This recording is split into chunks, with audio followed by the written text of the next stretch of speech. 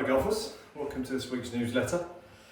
Hope you're having a good time and enjoying the golf at the moment.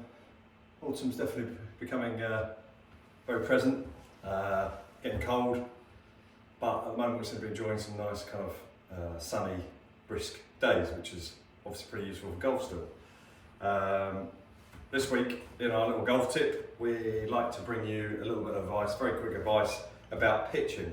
Been teaching quite a few people lately, really struggling with their pitching, getting missed hits, duffs, thins, and if they are managing to strike it nicely occasionally, the distance control is very varied. If they're trying to hit a 60-yard pitch shot, one's going 40, one's going 75, the next one's thin, the next one's duffed. And what we tend to find is just the real basics. You know, at the end of the day, your pitching swing is the same as your golf swing. It's just miniaturized. And three things I'd like to point out to you straight away to help you with this. 56 degree, obviously depending on how far, if we're working on, let's say 80 through 30 yard pitch distances, and we're trying to control that and get a good strike each time, choose your loft that allows you to be semi-aggressive with the swing. Don't take so much club that you feel like you've got to really hit softly, but don't take too little club so you feel like you're, from 60 yards you're having to hit the cover off the ball. So for example, if I'm going to hit it 50 yards, I've got my sand wedge here, I know I can play a nice smooth but positive swing. It's neither going to go too far or I'm going to struggle to get it there. So those three tips, it's going to really help you with your better striking and control of distance. I see a lot of people when they set up to a pitch shot, they're set up exactly the same way as their full swing, which is a real disaster. They set up their normal distance from the ball for a full swing with a wide stance, and ball position can be too far forward as well. So let's bring that stance together. Half the width of your normal stance, as you can see here, between my two heels, not the outside of my feet.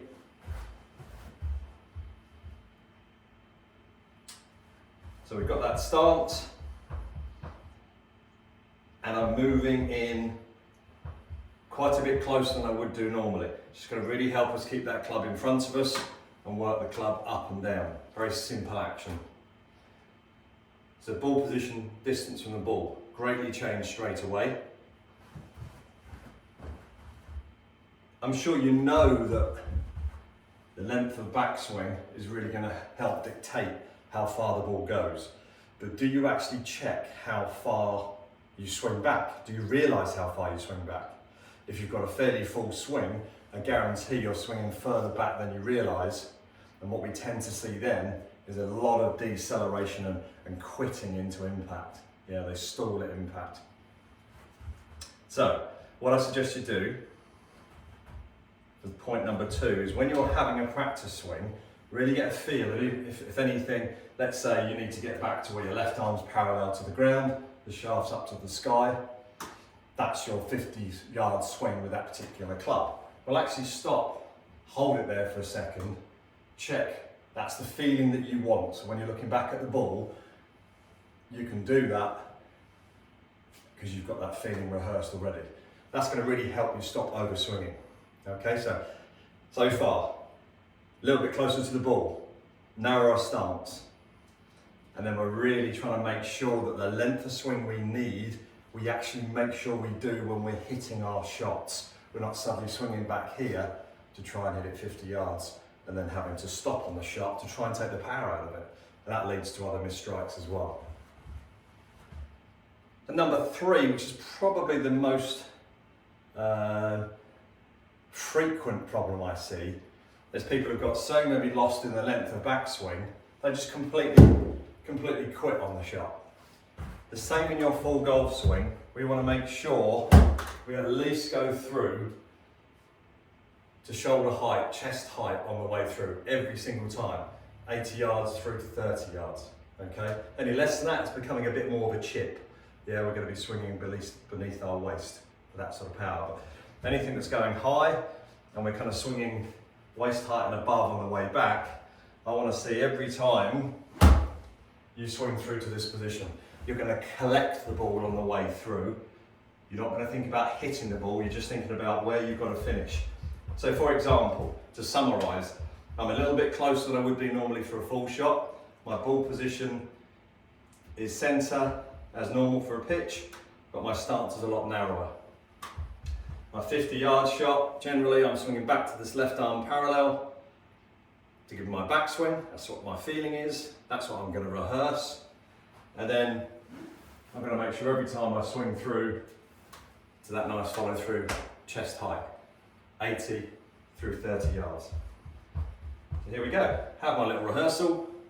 Try and copy that. And there's my swing. There we go. It wasn't a bad guess. 45 yards through the air, 55 yards total. Okay, it's a little bit artificial in here. But you can hopefully start to see how we can improve that strike, the distance control, every single time by, yes, altering your setup a little bit closer, narrow stance, actually getting the correct length of backswing that you need to hit that particular wedge, that distance, rehearse it, feel it, then you can perform it. And every single time we finish hands opposite the left shoulder, showing that we've gone through our impact position correctly, which should always help us get a much better strike.